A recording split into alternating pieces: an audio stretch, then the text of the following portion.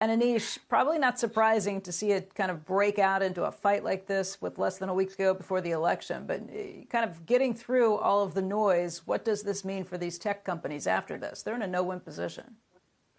Well, Elon was right that punches were thrown, but none of them landed. So they may have been uncomfortable sitting in the room taking some heat. But as to the public policy risk that they're going to be regulated coming out of this, the probability didn't really move. If anything, it probably weakened it because it showed the fissure between the two parties about what reform looks like.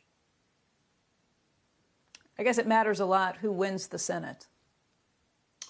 Yeah, I mean, there are clearly, you heard pockets of this in the hearing when there was less temperature, bipartisan efforts around the Honest Ads Act or even the PACT Act, which would basically create some baseline transparency provisions on content moderation. So there were crumbs, if you watched, to see that there could be a deal. But the hearing itself wasn't designed to foster more cooperation and learning, unlike the House antitrust hearing last month, where I think we learned a lot as a country about how the platforms operate. Today or yesterday was mostly about, in my opinion, working the refs in advance of the election.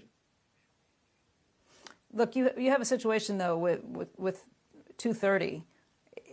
It makes sense that these companies are no longer just billboards anymore, right? Or just posting boards for things. They have gotten involved with moderating discussion and with trying to set some guidelines, and that does make them much more like a publisher. How does that not change at some point?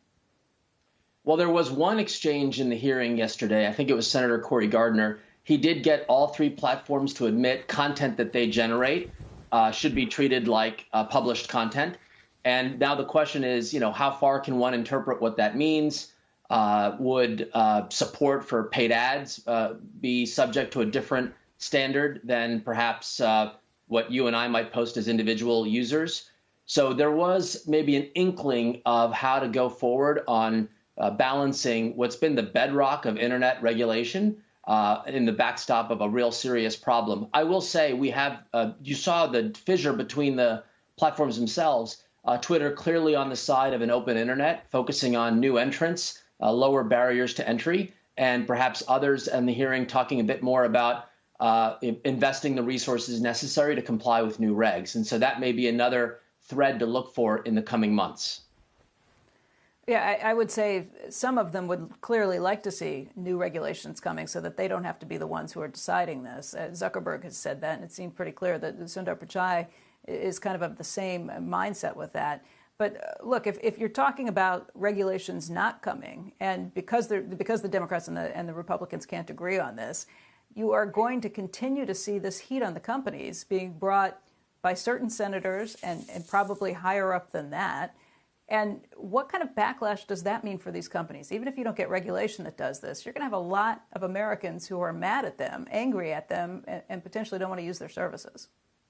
Yeah, look, to me, and I think we've talked about this before, the industry has very clear opportunities for collaboration on some of these difficult issues, like what's defined as misinformation and how to treat it when it's introduced into the system.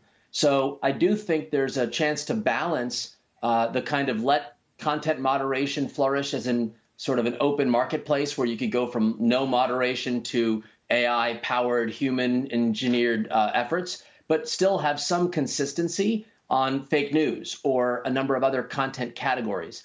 The industry can do more to self-regulate, and it hasn't stepped up to the level it could, as we've seen in areas like child exploitation, for example, or even on cybersecurity threats, where there's a little bit more of a consensus approach where it's not my choice versus yours, platform A versus B. Let's together solve something in a more collaborative, multi-stakeholder way. So we can solve this better as an industry. Their willingness to work together is a function of the heat they feel of regulation coming, and we're not there yet. I mean, that's crazy to me, the idea that they can't even agree on child pornography and making sure that they try and get rid of that.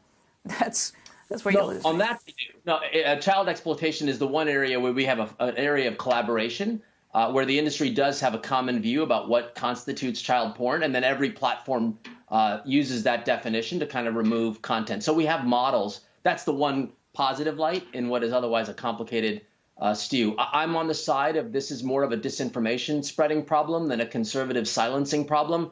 Maybe that's an obvious statement coming from me, but that's, if you said, where's the problem? I think it's about election interference and spreading disinformation. That is the root of the issue we need more consensus to solve.